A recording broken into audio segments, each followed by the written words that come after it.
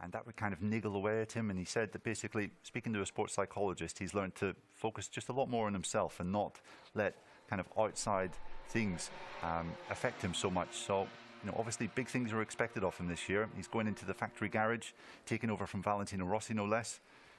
Big things are expected of him. He has to be fighting for race wins, you'd say, this year, maybe more. Yeah, we'll have to see whether that new sort of camera approach will pay off in the first races. Yeah, let's see. Certainly you'll notice one immediate change along with the change in leather. There's a change in hair colour for Fabio Quartararo, so he's certainly getting himself, he's looking the part, looking full factory ahead of his first season as a full factory MotoGP rider. Now his teammate is Maverick Viñales, who of course stays with the team. Now Maverick Viñales in many respects has had the busiest off-season because he's got married and indeed he's expecting his first child. Now will a happy Maverick off the track lead to a successful Maverick on it? You would certainly hope so. I mean, a few years ago, covering MotoGP closely, you got the impression that Maverick maybe wasn't so happy away from the track. You know, it seemed that the bad results that he was having were eating him up and causing him to be quite unhappy. But I think the fact that now he's found some peace and some happiness away from the track, his first baby is obviously on its way, which is a massive boost for him. Yeah, you would have to say that would have a positive impact on how his performances are on track. Maverick has talked a little bit over the off-season about how he just needs to work on the small details. He's pretty convinced that Yamaha somewhere has the right package, the package to fight for a championship. I mean, he was blindingly fast almost everywhere we went last year, in race rhythm and in free practice, and usually in qualifying. But obviously he does have that very well-known weakness, which is the first part of the race. He just can't get his bike off the line regularly, and we know that he struggles in the first couple of laps as well. So a lot to work on for Maverick, and it's far too early to read into his performances in preseason, because normally he's right up there at the top, but he's not there in the championship. So yeah, I would say we shouldn't really read too much into Maverick's testing performances this year. Yeah, what is very interesting with Yamaha is that they spoke about their problems from last season. Of course, the Yamaha was very, very unpredictable in many ways. It would be very competitive at one track and uncompetitive at others, whether it be change of track circuit, whether it be change of layout, change of conditions, whatever it may be. The Yamaha was very unpredictable. Now, all the pre-season testing this season is at one circuit. It's all the Los Santos International Circuit, with another night of testing tomorrow, and then 3 more days in the second half of next week, Wednesday, Thursday and Friday. So in theory, Yamaha aren't necessarily going to get the answers to the questions that they're posing in terms of whether their bike works in different conditions at different circuits, although they don't seem particularly worried by that.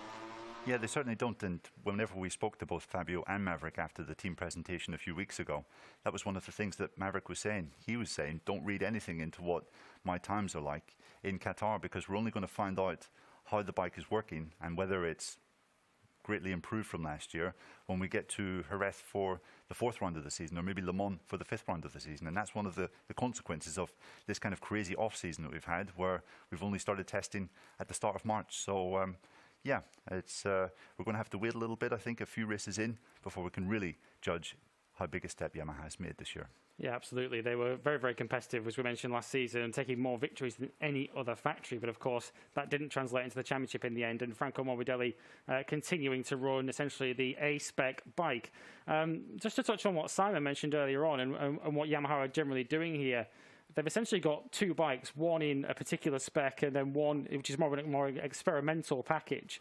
Yamaha are going to have an awful lot of data. They've essentially got 7 riders out on track, so they're certainly leaving no stone unturned as they try and find those answers they're looking for.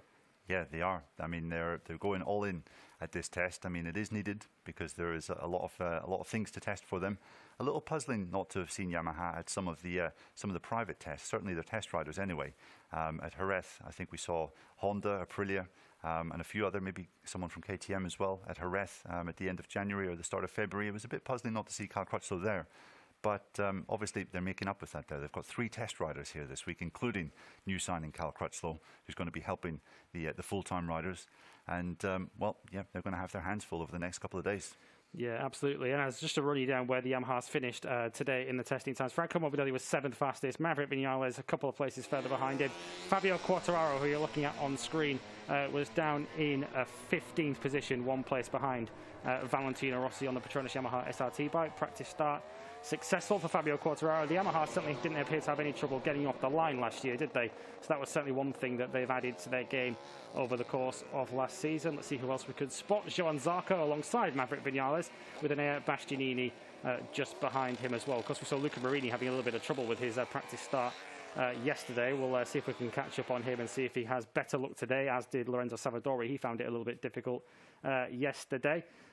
We'll come on to Ducati very, very shortly, because it's a big season for them. Jack Miller and Pecco Bagnaia joining the factory team. And very, very quickly, Jack Miller following in some very, very famous footsteps in terms of Australians at factory Ducati.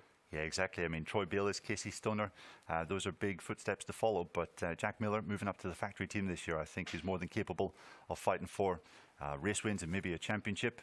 And I think we might have Jack ready to speak to us now over in Qatar.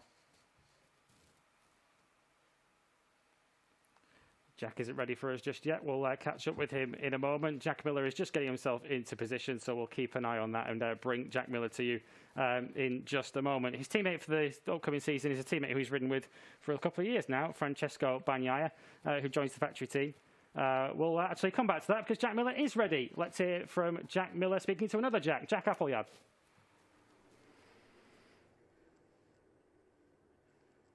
Yeah, there we go. Second time lucky. I've had to sprint it back from pit lane. Slightly calmer surroundings here. Hopefully you can hear me now. Jack, thank you very much for joining us.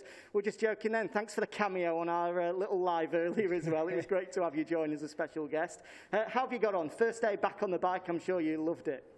Yeah, no, it was, you know, unreal. Like I've said before, like a childhood dream rolling out for the first time. I honestly almost stalled it rolling out. It had been that long, but felt rather awkward the first couple of laps, you know, after riding super bikes and stuff like that over the winter break. You know, getting back on these nimble, really narrow GP machines, honestly, I felt strange, but yeah, as soon as I spun a few laps, felt really comfortable. We were able to get through a few of the test items that we had, and in the end there I did a decent run, like 9 laps on used tyres, and yeah, the pace was pretty good. I was pretty happy with that. So no, all in all, a solid first day. The weather wasn't ideal. That wind was less than good, but happy to be on the bike nonetheless. You mentioned some of the test items you've managed to get through, one of which was the new aero that Ducati have brought. Both yourself and Pecco have had a try. What do you make of it? As you guys know, I can't say too much, but no, it was all right.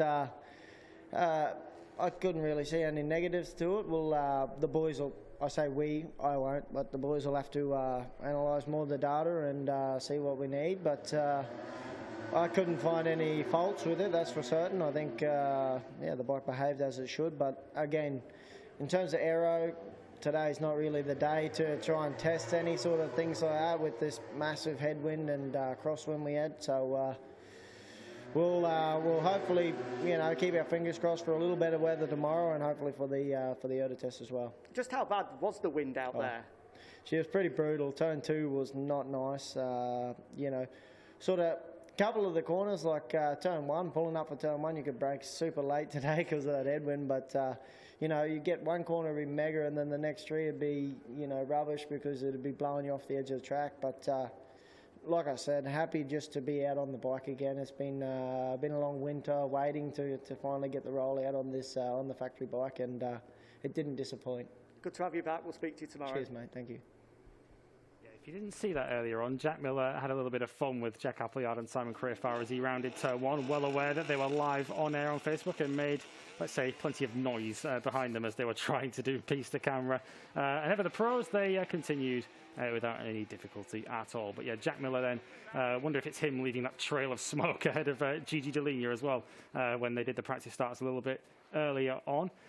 We'll come back to the factory team in a little bit. Let's talk first about Pramac Ducati, who of course will be looking to fill the boots of Jack Miller and Pecco Bagnaia, who both departed for the factory team. Johann Zarco and Jorge Martin taking their places. Martin had a crash yesterday, but in general a pretty positive start for him.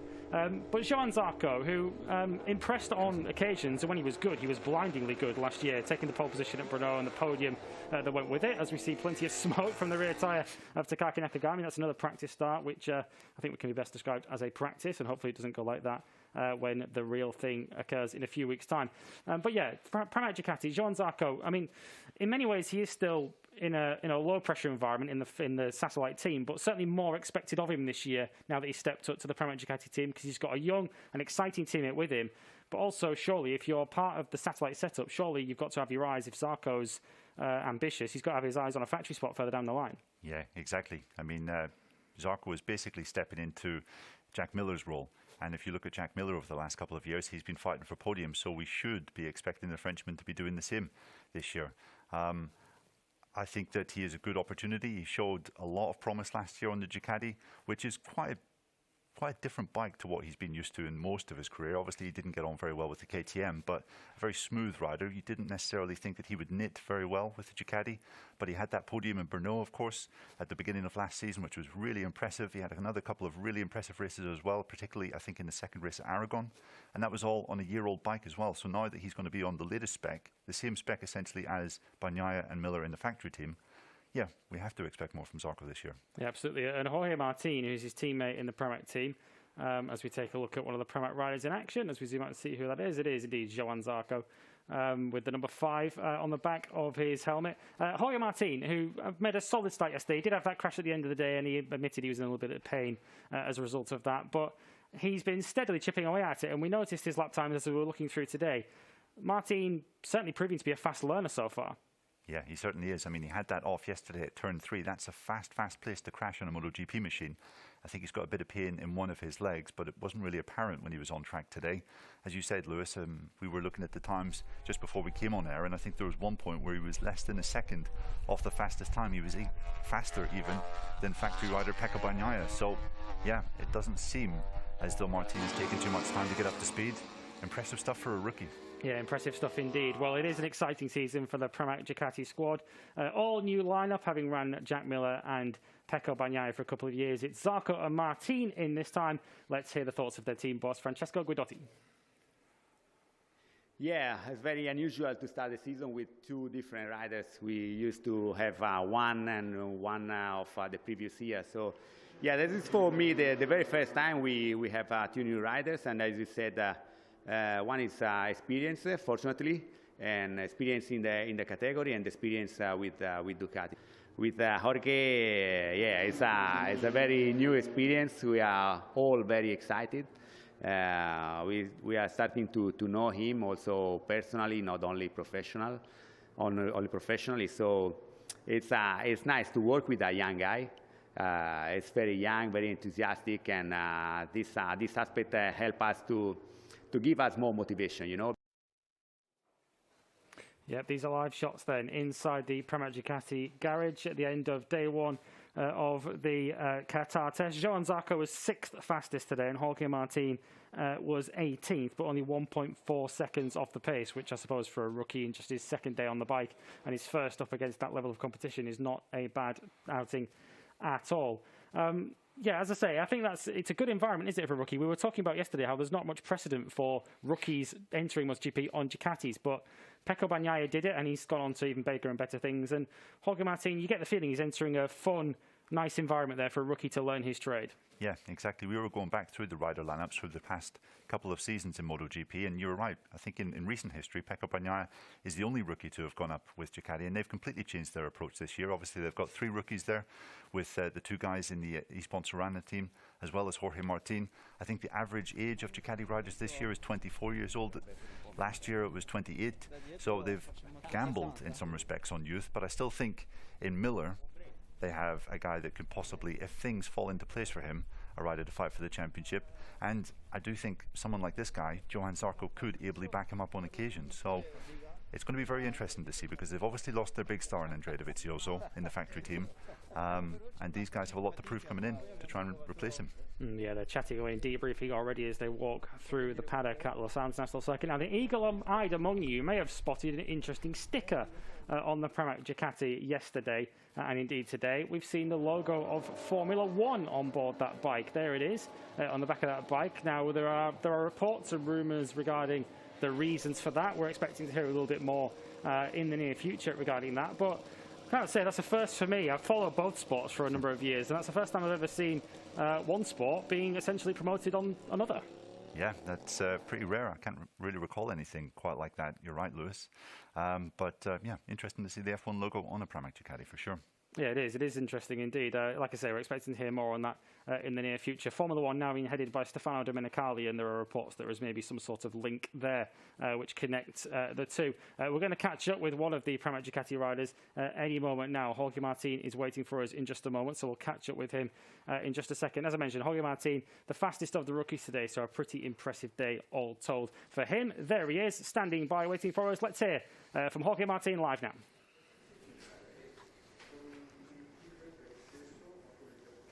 Yeah, Jorge, fastest of the rookies today. He's just having a look at himself on our screen to the left-hand side. Looking good, don't worry. How have you got on today? Day 2 on the MotoGP bike. Feeling happy? Yeah, really confident about today. We really did a great job. We didn't make so many laps, but every round was better. This was super important for me.